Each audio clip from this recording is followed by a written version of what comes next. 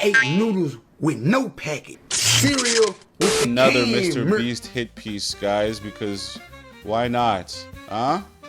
Why not? 1867, a bearded philosopher named Karl Marx sits in the dim light of the British Museum, scribbling the foundational texts of Das Kapital. He is writing about a terrifying future where every human interaction is reduced to a cold transaction, a world where even kindness is a commodity bought and sold for a profit. He had no idea. You know what would be the best startup? Kindness Tech, or Kindness Corp. A corporation whose entire methodology and MO is to give kindness to the world. You have to buy kindness now. The world is so evil and corrupt, even your mom won't say she loves you.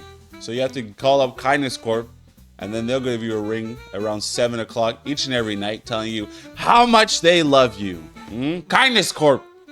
That over 150 years later, he would describe the career of Jimmy Donaldson, MrBeast, with frightening accuracy. We view MrBeast as the internet's greatest philanthropist, a modern-day saint who builds wells and pays for surgeries. But through a Marxist lens, MrBeast isn't the solution to capitalism's failures. He is its final, most dystopian evolution. He has perfected an economy where human desperation is gamified, and charity is no longer an act of mercy, but a high-yield digital asset. Marx warned us that under late-stage capitalism, so this is what I was saying before. The idea of content creators, they're just essentially, I will say this, we just grift. We attach ourselves to whatever is the thing that's going to keep this parasitic animal that we've created, this narcissistic entity, which is ourselves, keeping them alive.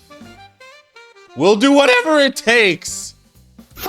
Everything, even our empathy, would have a price tag. MrBeast didn't just find that price tag, he built a billion-dollar empire on it. This is how the world's most popular creator perfected the exact dystopian economy Marx predicted over a century ago: commodity fetishism. In the first volume of Das Kapital, Marx introduces a concept that explains why MrBeast's videos feel so mesmerizing yet so hollow. He wrote, "A commodity appears at first sight an extremely obvious trivial thing, but its analysis shows that it is a very queer thing, abounding in metaphysical subtleties and theological niceties." When you watch a MrBeast video, what are you actually looking at? You see a suitcase filled with $100,000. You see a brand new Lamborghini. You see a house being given to a homeless family. To the average viewer, these are just good deeds. But to Marx, these are commodities in their most fetishized form. In a MrBeast production, money is never just a medium of exchange, it is a prop. It is a visual effect designed to trigger a biological response. Marx argued that commodity fetishism occurs when the social relationships between people are masked by the exchange of objects. Think about it. When Jimmy hands a random person $50,000 for staying in a circle, we aren't seeing a social connection. We are seeing a person's value reduced entirely to the cash in their hand. We don't see this.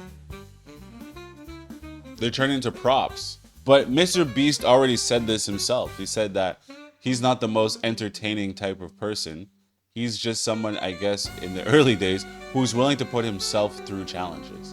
And now that he's found the perfect recipe where he just has to be the host, he can take these things that are commodities and things of that sort and bring them on the big screen. Because when you really think of it, all these things MrBeast is giving you, aside from the philanthropy, okay, it's all just, like he said, commodities and things that are mainly just liabilities.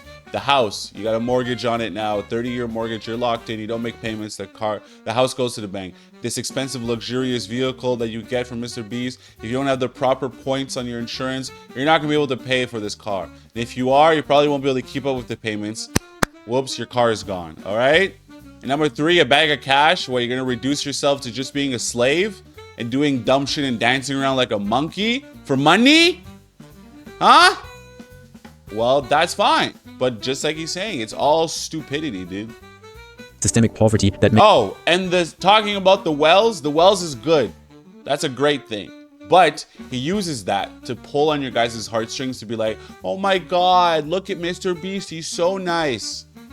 When he knows that gets the views. He just builds the well as just another piece of content. He knows this is going to get a lot of views and people are going to love him. So let's just build another well. He's not really helping the people because he likes helping them.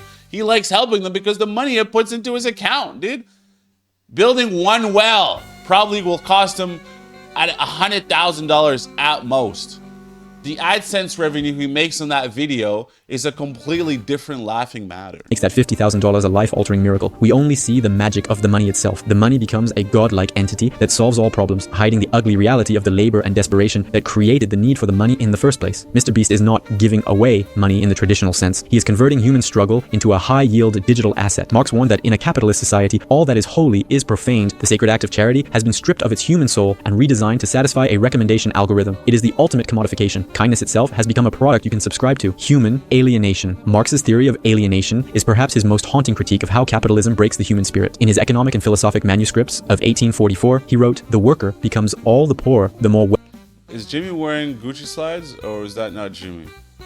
wealth he produces, the more his production increases in power and range. The worker becomes an ever cheaper commodity, the more commodities he creates." Now, look at a MrBeast challenge. A participant is placed in a white room for 100 days. Another is buried alive for 50 hours. Another survives in a wilderness for a week. On the surface, it's a game, but in Marx's terms, it is pure alienation. The participant is the worker, and their production is their own suffering. They are separated from their family, their environment, and their basic human needs, all to produce a spectacle for a global audience. Marx argued that under capitalism, the worker is alienated from their species essence, their true human nature, by placing people in sensory deprivation or extreme physical conditions just to pay off student debt or buy a house. MrBeast literally strips them of their humanity to see how much value can be squeezed out of their endurance. They aren't there because This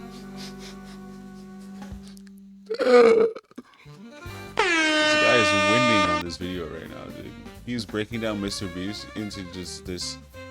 First of all, MrBeast, what the fuck is this, bro? You're gonna wear a gray shirt and not do the top button underneath? Like, this thing doesn't know how to put clothes on, bro. The fuck is that? Aside from being a egomaniac, this nigga doesn't know how to put clothes on. What a footy, bro. they want to play a game. They are there because they are economically coerced. In one video, a man stays in a circle for months to win money for his family. We watch his mental health decline. We watch him weep. This is exactly what Marx meant when he said the worker's labor becomes an object, an external existence that exists outside him, independently, as something alien. You know what's crazy about this? We watch MrBeast being like, yeah, MrBeast is helping all these people, but we're addicted to the demise that happens on camera to these people. Their mental state, their psyche is deteriorating, and we're all just laughing, eating our MrBeast Fundamals or whatever the fuck the nigga is shelling out, whatever kind of goy slop he's putting out into the market, and we just eat it up without realizing that the man is literally part of the entire ethos and landscape of a destroying society, of a society on a decline, dude. To him. The contestants' pain is no longer their own. It belongs to the Beast brand. It is a raw material, like coal or iron, mined from the human psyche and sold to us as entertainment. The more the contestant suffers, the more wealth the video generates. They are a cog in a machine that requires their total alienation to function. They sell their life activity to The MrBeast empire requires human souls. That's how MrBeast makes his money, off of human souls. Hey, I told y'all niggas from a long time, I was like, I don't like this nigga MrBeast. There's something about him that's weird. I told y'all niggas this, man. obtain the means of subsistence, turning their very existence into a game of survival. Exchange value. To understand the genius and the horror of the MrBeast model, we have to look at how he treats human life as a balance sheet. Marx famously distinguished between use value and exchange value. In value, price, and profit, he noted, as exchange values, all commodities are merely definite quantities of congealed labor time. Take the video where MrBeast pays for 1,000 people to have cataract surgery. The use value of that act is immense. 1,000 people can now see. It is a genuine good. But in the logic of the channel, the exchange value is what matters. The cost of the surgeries is a variable capital investment. The congealed labor time is the months of planning and editing. The goal, to produce a thumbnail and a title that generates a surplus value of 150 million views. If curing 1,000 people only generated 100 views, the Beast empire would collapse. The mercy is only viable if it is marketable. This creates a terrifying feedback loop. Marx warned that capital must always seek to expand because the cost of curing blindness or building 100 houses is so high, the next video must be bigger, louder, and more viral to pay for the last one. This is the commodified charity loop. It is a self-sustaining microeconomy where the viewer's attention directly funds the next spectacle of wealth distribution. You, the viewer, are the consumer of this charity. Your attention labor is what gives the video value, which the brand then harvests to buy more good deeds. It turns the audience into passive participants in a digital coliseum. We aren't being inspired to help, we are being conditioned to watch. Marx believed that the market eventually turns everything into a quantity. In the MrBeast universe, there is no quality of mercy. There is only the quantity of people helped versus the cost per click. It is a cold, calculated breakdown of the human heart into a spreadsheet. Capital accumulation. Marx's most famous command for the capitalist was accumulate, accumulate. That is Moses and the prophets. He understood that capital is not a That's true. Have you guys never noticed how much bigger and stronger and more outlandish each MrBeast video gets? Because he has to feed the demon now. He has to feed this entity that only requires human souls. And who's watching on the other side? We are. In a way, we are also the ones propping up MrBeast and allowing him to make all this. Because as of yet, I don't think the majority of people, shout out to the 400 million subscribers that the guy has or whatever, but I don't think they've caught on to the game. Realizing that he's not a great Gatsby, all right? He might be at this point a satanic entity. but a process. It has to move, it has to grow. If it stops, it dies. Jimmy Donaldson often says in interviews that he has $0 in his bank account because he reinvests every penny back into his videos. MrBeast ends every single month with $0 in his bank account. I mean, at the end of the day, I could spend less per videos if I want to. I'm just focused on making the best videos possible, period. I don't care about making money. I don't care about time. I don't care about, I just want to make the best videos on the planet. But at any point, if I was like, oh, I need to stop losing money, I just, don't spend $1 million on the next video, just spend 100 grand. You know what I mean? Many see this as the ultimate proof of his selflessness, but to a Marxist, this is the most aggressive form of capital accumulation imaginable. Jimmy is not a person. He is the personification of capital. By refusing to consume his wealth and instead dumping it back into production, he is accelerating the growth of his beast empire at a rate that traditional charities could never dream of. Marx described the MCM cycle. Money is converted into a commodity, which is then sold for more money. MrBeast has perfected the MSM cycle. Money is converted into a spectacle, which is then sold for more money. Because he reinvests 100%, he is able to build a monopoly of attention. He creates a barrier to entry so high that no other creator can compete. This is the microeconomic engine your client asked about. By operating at a break-even point on individual videos, he is actually building a massive, high-yield digital asset, the brand itself. This brand can then launch Feastables, MrBeast Burger, and massive merchandising lines. The charity is the marketing department for a global conglomerate. Marx warned that as capital accumulates, it centralizes. We see this today. One man now controls the charity narrative for the entire internet. He has become a private state, providing the services like water, housing, and healthcare that the actual state has failed to provide. He is the benevolent dictator of the digital age, exactly the kind of prince of industry Marx feared would replace traditional society. The reserve army. Finally, we have to look at the people who aren't in the videos. Marx spoke of the Industrial Reserve Army, a mass of desperate, unemployed people who exist on the fringes of society. He wrote, "The Industrial Reserve Army, during the periods of stagnation, weighs down the active labor army. During the periods of overproduction and paroxysm, it holds its pretensions in check. In every MrBeast challenge, there are 100, 1,000, or even 10,000 people, but for every person in that video, there are millions more in the comments begging for a chance. Jimmy, please help me pay my mom's medical bills. Like, Jimmy, I'm about to lose my house." This is the reserve army of the beast economy. They are the millions of desperate souls who make the contest. So they can get switched out at any time. They're part of the Goyim. They can get switched out at any time. And there's just an ever replaceable pot of human souls to take and sap energy from, dude. Oh, it's pure, pure, pure. Is it evil? I don't think Marxist said it was evil. I think he just said this is what is the evolution of what this would be, capitalism. Replaceable. Marxism teaches us that the system needs this desperation to function. If everyone had a house, if everyone had healthcare, if everyone had their debt paid off, MrBeast's content would be boring. There would be no stakes.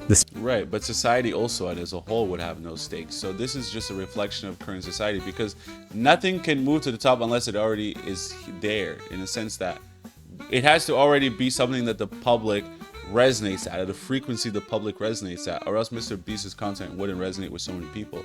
So he's more a figure of the current status quo of society, reflection of the people, which is why people want to be saved by the beast. MrBeast, the beast, Baphomet, mark of the beast. Hey, I don't know. This could be Satan in human form. And for I sent my only son down to earth, Satan. Spectacle relies on the existence of a massive suffering underclass. The reserve army is what gives the video its tension. MrBeast is not a bad person. In fact, by all accounts, he's a very nice one. But that's the point. Marx wasn't interested in whether the capitalist was nice. He was interested in what the system forced them to do. We aren't watching a man fix the world. We are watching a man prove that the world is broken beyond repair. And the scare. I told you, that's what I was saying. It's a reflection of the current state of society. That's all he could ever really be. He's not going to be more than us. You can't be more than the paradigm of society.